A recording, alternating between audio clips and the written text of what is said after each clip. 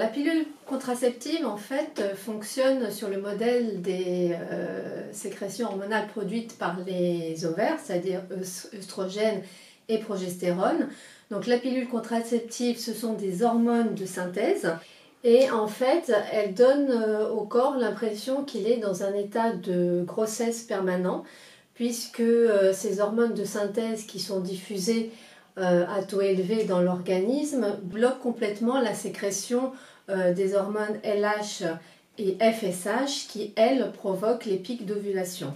La pilule contraceptive donc est donnée sous forme de comprimé pendant une durée de 3 semaines et donc il y a une semaine supplémentaire qui est sans hormones et suite à cette semaine supplémentaire il y a ce qu'on appelle des règles de privation qui sont des fausses règles et qui sont dues à l'arrêt complètement brutal d'hormones de synthèse.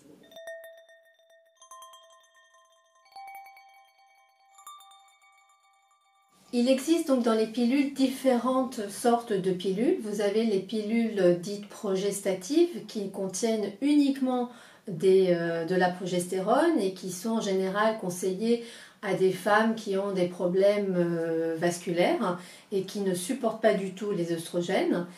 Vous avez également les pilules dites combinées, donc qui associent œstrogène et progestérone et qui sont les plus prescrites en France. En sachant que dans les pilules combinées, il y a toujours le même œstrogène qui est l'œstradiol, qui est à des dosages bien sûr différents, et un progestatif de synthèse qui lui varie selon les pilules et selon les générations de pilules.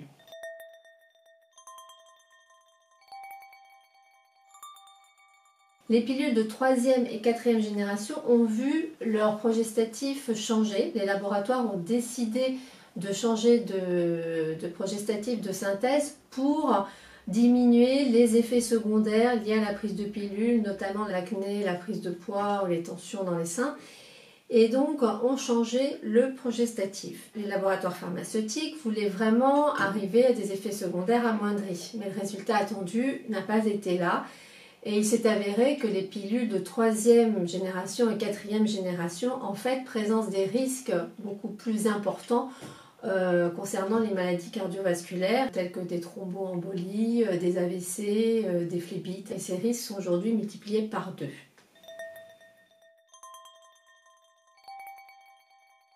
Il existe d'autres solutions contraceptives qui comportent également des hormones de synthèse, donc autres que la pilule contraceptive.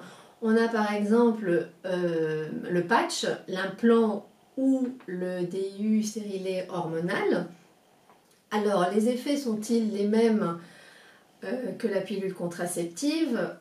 Concernant le patch, en fait, c'est une diffusion continue d'œstrogène et de progestérone, donc à des dosages quand même très élevés, beaucoup plus élevés encore que la pilule contraceptive, et qui présente les mêmes effets secondaires que la pilule contraceptive, avec des douleurs mammaires, avec des nausées, perte de libido, etc. L'implant, lui, il diffuse sous la peau directement dans le sang de la progestérone uniquement.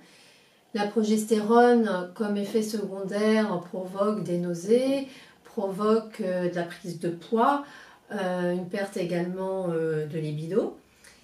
Et nous avons aussi le DIU hormonal qui lui également diffuse de façon continue de la progestérone dans le corps de la femme et présente également les mêmes effets secondaires tels que des nausées, des étourdissements, une prise de poids, quelques saignements. Et donc ce sont des effets secondaires qui indisposent la femme qui est sous stérilet hormonal.